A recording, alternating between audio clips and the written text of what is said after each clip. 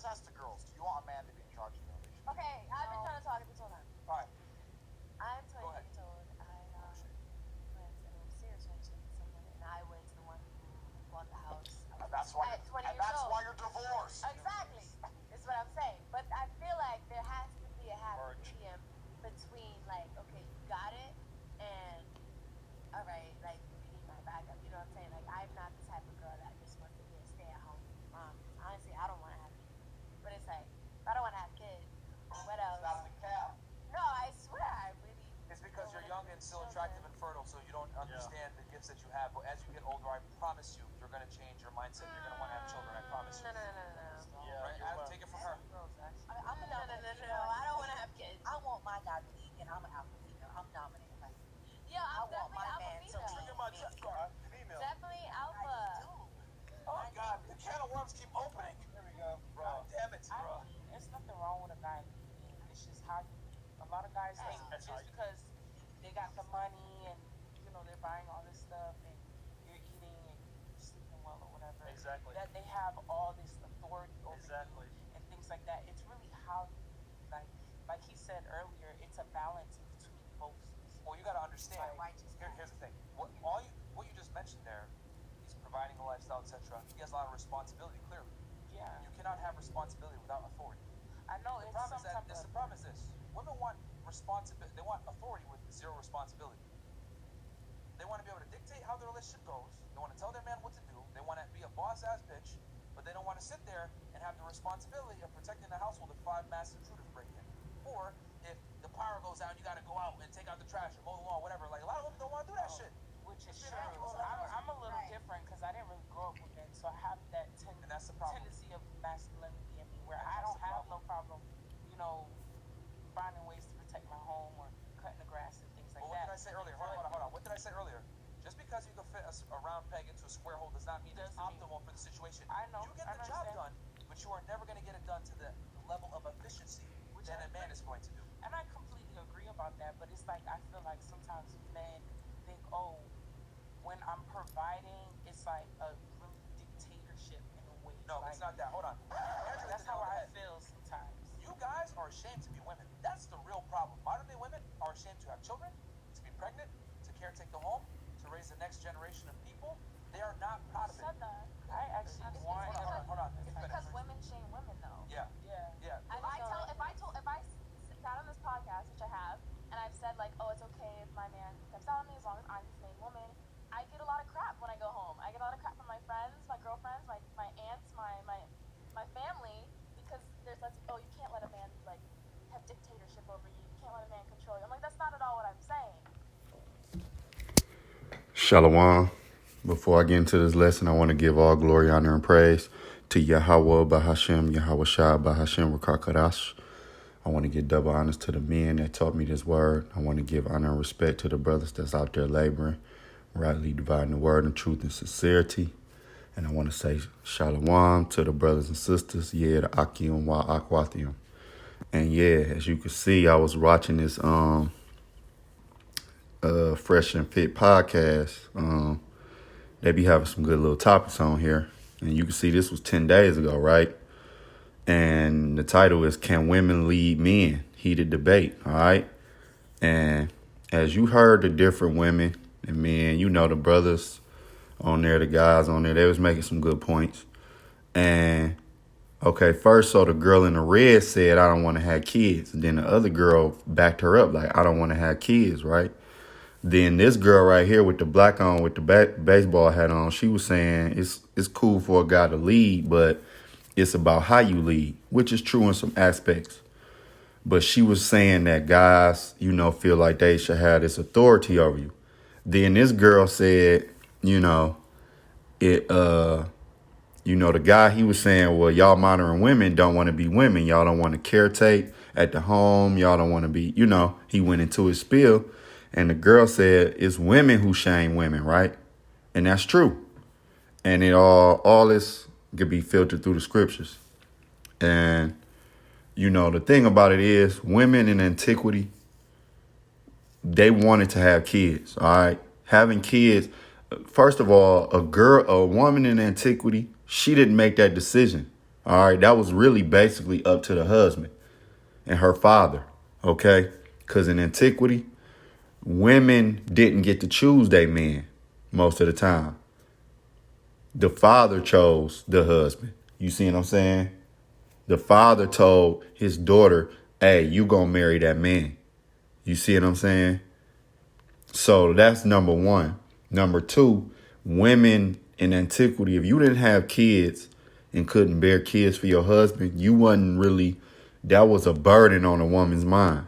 You see what I'm saying? Because you got to, in the scriptures, our foremothers, you know, when they was barren, they would give their handmaids to their husbands to have kids. And then they would take those kids as their own. If you think about, if you read about Rachel and Leah, they was competing with each other to have kids by Jacob. You see what I'm saying? Especially if they had a son. Women really wanted to have sons for their husband because it meant the legacy basically was going to continue. They wanted to give their husband an heir to the throne. Okay. So when you bear a son, the woman knew like, yeah, I got his son. So this is going to be the next, especially his first son. You see what I'm saying? And these women talking about, I don't want to have a kid. See? And this is because the modern day woman has been given too much liberty to make her own decisions, which you see have destroyed her in a lot of ways. That's why she get the trashiest niggas, have all these baby daddies, you know, and be in the situations that these modern day women be in. Now, not all women, but a lot of women. You see what I'm saying? This is why, because in antiquity, a man ruled over a woman. First her father, then her husband. And when the girl said authority, the man, your husband's supposed to have authority over you. Now, it's nothing wrong if you're in a relationship by communicating and you like, okay, but the man is supposed to always have the last say what goes on in the household. The man is supposed to dominate his household. All right. And that's what they would call toxic masculinity right now, which you got women dominating the household. And that's why households are really fucked up. Excuse my language, because the man is going to rule based off logic and the woman is going to rule based off emotion. All right. And when you rule off emotion mainly, that's when things go haywire. You need logical thinking most of the times. OK, it was and I'm going to go to the scriptures to prove my point. All right. Because the Most High set it up for the man to rule over the woman. All right. No matter what these new age women tell you, the Most High set it up for a man to rule his household, to rule his wife, to rule his kids. OK, that's the order. And I'm going to go through the scriptures. Matter of fact, we're going to start off right here. Titus 2, because the girl said that, now I done been on this podcast, and if I say, hey, I want my husband to lead and all things of that nature, then my aunts, my friends, I'm going to catch hell from them, right? That's basically what she said, paraphrasing. All right. So let me get this, because when she mentioned like her aunts and all of these are older women. Now, she did mention her friends, which is her peers, but let's get into it. Titus 2, and we're going to start at 3. It says, the aged women likewise, that they be in behaviour as becoming holiness, not false accusers, not given to much wine, teachers of good things. Didn't she say her aunts and things of that nature, which would be older women? Okay. Teachers of good things, verse 4, that they may teach the young women to be sober, to love their husbands, to love their children, to be discreet, chaste, keepers at home, good, obedient to their own husbands, that the word of the Most High be not blasphemed. All right. And see, matter of fact, for edification's sakes, we going to go into it. All right. Because these older women is not teaching these young women good things. They basically teaching these young women how to be hoes, how to be dominant, and that's why a lot of our women are not married. They're single baby mamas because they haven't been taught good things. They haven't been taught to be chaste, keepers at home, good, obedient to their own husbands. Okay? They haven't been taught that. So for edification's sake, we're going to go into, let's go into the word obedient. To arrange under, to subordinate, to subject, put in subjection, to subject oneself, obey, to submit to one's control, to yield to one's admonition or advice, to obey, be subject, all right? And that's what the woman is supposed to be under her husband, all right? Let's go to chaste.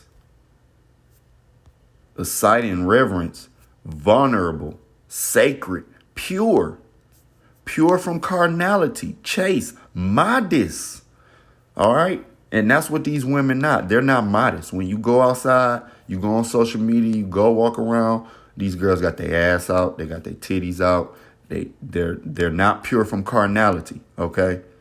They're not pure. They're very, very cardinal. If you don't have the beans, if you don't have the money, that's why when the girl said the guys think when they have all the money, well, a lot of that is due to because you women, that's the guys that y'all mainly respect. So when the guys get all that, and mainly that's due because when a guy is down, he don't got the money, y'all shit on him. But then when he get it, y'all all in this googly out in his face. So guess what? He in turn remember how he was treated. So in his mind, he like, fuck, I'm about to dog these chicks because they only want me for my money. And that's a part of that attitude that y'all catch when y'all deal with these guys with money and substance according to this world. Y'all gonna have to deal with that attitude because a lot of these guys build things from the ground up. And best believe a lot of millionaires, guys that got money, they remember getting played by girls when they was broke. So when they come into their money and success, well then they have an attitude like, forget y'all. I'ma dominate y'all. You see what I'm saying? Because they haven't forgot that. So they rule y'all, they handle y'all rigorously, if you get my point. All right. Keepers at home. We know what that means. Discreet and of a sound mind, sane. All right. One senses. Curbing. That might be sober. No, yeah, that is discreet. Of a sound mind, sane in one's senses, curbing one's desire and impulses, self-control, temperate. So that's the meaning of discreet. And these modern day women, they are the opposite of that because they're not being taught. The average woman is not taught how to be a wife. She's taught how to be an independent woman. You see what I'm saying? Because of how society is. Now, let's go to Genesis chapter 2, right? All right, it might not be pulling up that way. Let's go to Genesis chapter 2, verse 18. And it says, and the Lord power said, it is not good that man should be alone. I will make him a helpmeet for him and helpmeet for him. Helpmeet. Yeah, someone to help. Not someone, you got this 50-50 thing going. You got women controlling the household. Women think if they don't come to an agreement, then it shouldn't be a go. Well, guess what? Your man is supposed to have the last say so. If your man say, look, say you stay in Los Angeles and your man say, look, we moving to Texas. Even if you don't want to move to Texas, when your man say we're moving to Texas, then that means you should be moving to Texas. And you shouldn't debate and argue with him. It should be, okay, honey, you can talk to him. Hey, I feel like this. But if he's dead set on going to Texas and he say, no, we're going, then guess what? You should pack up and go. It shouldn't be this argument. It shouldn't be all this attitude. It shouldn't be, no, I ain't going. no, you going. You should be moving. Whatever the husband, like I said, there's nothing wrong with a discussion to, calm out things. And even if y'all, talk it over, y'all come to an agreement. But if your husband say, look, this is what we doing, well, guess what? That's the way y'all supposed to move. Okay? And I'm going to get to it. I'm just not going to just be, it's just not my opinion. I'm going off the scriptures. Now we're going to 1 Corinthians 11. All right. I'm in Chronicles. Salakia. 1 Corinthians 11 and verse 3. And it says, but I will have you know that the head of every man is a Mashiach, which is Yahushua, and the head of the woman is the man, and the head of a Mashiach is the Most High. So the order is the Most High, Yahushua, the man, and then the woman. All right, because women say, well, they're equal, that it should be equal. It should be 50-50. No, you're under your husband. You're under the man. 1 Corinthians 11:3 again. But I will have you know that the head of every man is a Mashiach. All right, where you see Christ, who y'all so ignorantly call Jesus, which is his real name is Yahushua, all right? And the head of the woman is the man, all right? That's scripture. And the head of Yahushua, a Mashiach, is the Most High. So that's the order, flat out. There's nothing else to be said. That's the order. Verse 8, we're going to skip down. For the man is not of the woman, but the woman of the man. Neither was the man created for the woman, but the woman for the man. And that goes back to Genesis 2. All right. When it said, man, it's not good for man to be alone, I will create him a helpmeet. All right. That's scriptural. There's nothing else to be said. It's really plain. It ain't no in-depth breakdown. It's plain. Now, let's go into it. Numbers and 30, right? This is the vow. Basically, let me see. Give me 1 second. So basically, this is women in vows, right? So just pay attention. Numbers chapter 30, starting at 1. And Moses spake unto the heads of the tribes concerning the children of Israel, saying, This is the thing which the Lord have commanded. All right. This is a commandment. If a man vow a vow unto the Lord, or swear an oath to bind his soul with a bond, he shall not break his word. He shall do according to all that proceedeth out of his mouth. That's it for the man right there. Once a man make a vow, it's a wrap. He don't have to ask his wife. He don't have to ask his mama. He vow it, and that's it. Now, let's go to verse 3.